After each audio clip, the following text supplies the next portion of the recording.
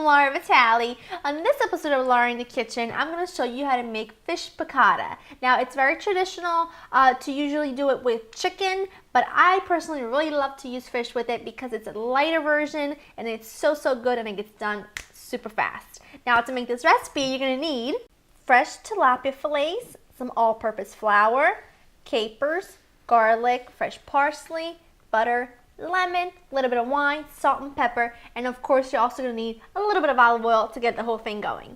Now, like I said, this is more traditional to do it with chicken, and I do have a recipe on that at www.laurainthekitchen.com, but I make this so often with fish, typically tilapia, so I'm thinking, you know what, I want to show you guys like a lighter version of it. So this is what we're going to do. Now I have 4 tilapia fillets, nice and clean, and I'm going to season them with salt and pepper on each side. And also, we're going to season them with just a little bit of the all-purpose flour. The reason why we're doing that is because I don't want to dredge them in flour, which is, like I said, more typical thing to do. Is what we do with chicken.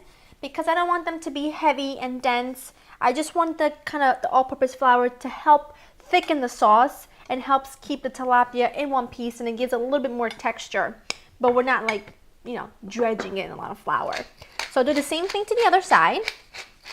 Now that I have my tilapia fillets seasoned on both sides with salt, pepper, and flour, I'm setting them aside, and I have a large non-stick skillet here with about 1 tablespoon of olive oil. And you want it nice and hot over medium-high heat. It's perfect. We're going to add in our tilapias. And once you add them in, don't move them around until you're ready to flip them. Otherwise, you will damage them. Now let these cook for about 3 to 4 minutes on each side until they achieve a nice golden color, and then we're going to remove them to a plate and finish up the sauce. Now I flipped my tilapia and it's been cooking on the other side for about a minute now. And to this, I'm just going to add in my chopped garlic. This is really easy, really simple. It doesn't have to cook for too long. I can really smell it already. And let that go for about 30 seconds before we add in our next ingredient. Now we're just going to add in our white wine. If you don't want to use wine, if you don't want to use wine, you can maybe substitute like a vegetable stock for this. You are dealing with fish, so I'm not completely sure if the flavor of chicken stock would go well with it, but you can always try vegetable stock, and that will probably go a lot better than chicken stock. Now to the wine, I'm also going to add in my capers directly in there. I'm going to season this with a little salt and pepper, kind of around the fish, because I'm trying to just get that sauce flavored, because the fish already is seasoned. And now let this cook until the wine starts to reduce and get nice and thick, and then we're going to add in a couple final ingredients to really bring this dish together. Now that the wine has reduced, I'm going to add in the butter, which is a little less than a tablespoon.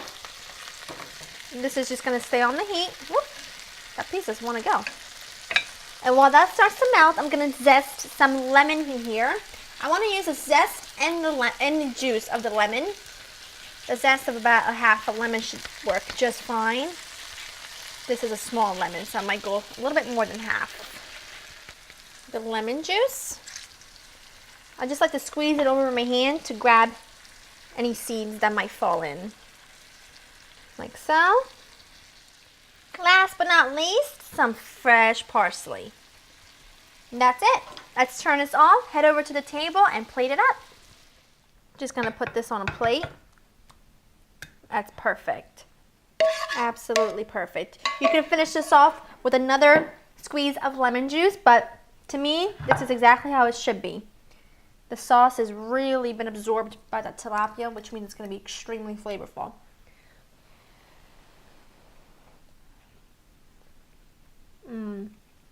On the money. That doesn't need anything else in my opinion. Serve it up with maybe some grilled vegetables, little couscous, little rice, whatever. A quick, delicious, and healthy meal that can be on your table in minutes. I hope you guys have enjoyed spending time with me. To get this recipe and other recipes, check out my website at www.laurainthekitchen.com, and I'll see you next time. Bye!